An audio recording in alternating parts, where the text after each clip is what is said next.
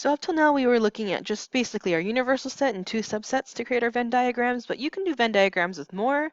We're going to look at 3 sets today and then extend that to how to use Venn diagrams to help with problem solving. So in general, a 3-set Venn diagram would be something like this. So if we have a universal set, right, and let's let A, B, and C all be subsets of the universal set. In general, you'll probably get something like this, and then you'll have your 3 circles, right, like A, B, and C. Sometimes you'll have all 3 circles split, maybe you'll have one nested inside another, but in general, most of the time we'll see 3 overlapping or intersecting circles. We want to be careful if you're shading regions, right? So, oops, sorry about that. So if you're going to shade regions to look at a specific subset or specific intersection or union of these 3 sets, we want to be careful when shading, especially if there are parentheses in the problem, which you'll look and see down below in example 1.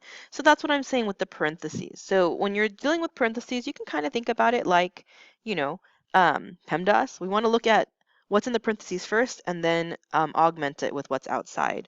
So if you look at A, this is basically saying we want the union of A and B, and taking that, what's the intersection of the union of A and B with C? So this again is the intersection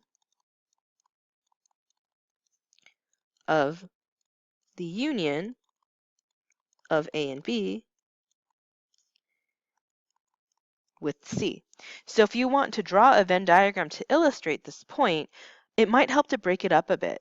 So first, if I'm thinking about what is the union of A and B, so if I have my, let me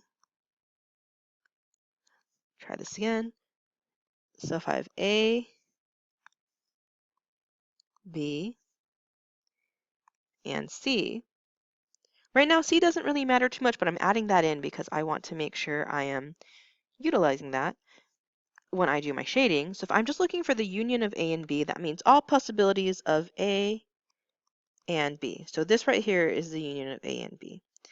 And then what we want to do is we want to think about, well, where does that intersect with C? So the intersection that just deals with C would be right here, right? Because that's the only place where it actually overlaps with that pink circle. So the whole thing put together would be this picture.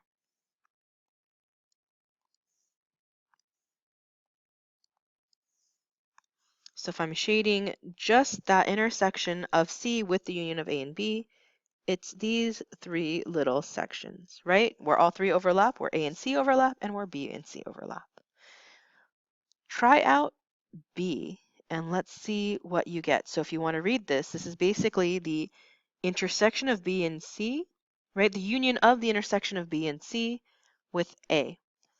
So think about what the intersection of B and C are first, and then how do you combine that with all possibilities of A? So go ahead and try that out.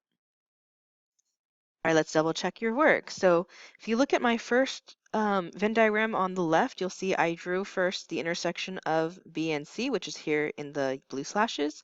And then I want to think, well, what would all the possibilities of A be? And that's what I had in green. So putting that together, we get the union of A with the intersection of B and C. So that means all possibilities of A, and then including just where B and C overlap.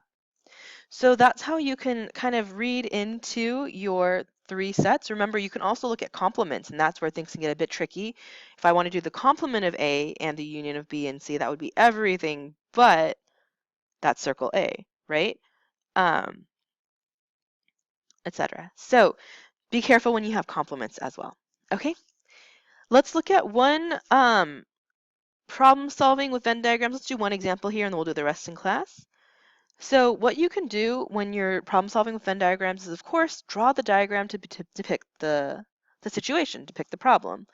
Couple things you want to be careful of. Be careful of where you place each element. If you need to draw your own Venn diagram, you want to make sure you're placing the numbers or placing the values in the right spot.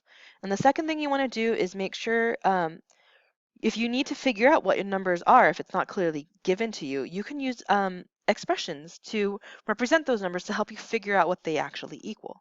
And we'll see that more in the examples we do in class, but basically that can help you figure out any of these missing numbers you might not have been given. Okay, but example 2 is kind of nice. They already drew the Venn diagram for us, and let's take a look at what this means. U is the number of students in an English class, B are the number of students in that class who study biology, and C are the number of students in that class who study chemistry. So we want to just use our Venn diagram to answer these questions. So again, this is just kind of reading the situation from the picture. So how many students study chemistry only? So if we're thinking about studying chemistry only, that's just what's in C, but oops, look, not including the overlap with B, right? So we just want the students who are only doing chemistry, not biology. So that would be 4, right?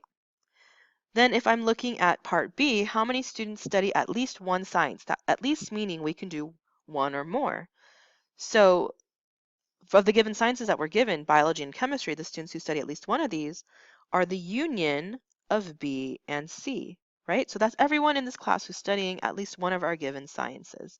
So that's going to be 10 plus 3 plus 4, which is 17, right? So again, you're just reading it carefully, picking out the right elements. How many students study exactly one science? Well, what do you think? Well, exactly one science means who's only studying chemistry and who is only studying biology. Well, that is 10 and 4, right? 10 and 4, because we don't want to include that intersection right now. So this will be 10 plus 4, which is 14, right?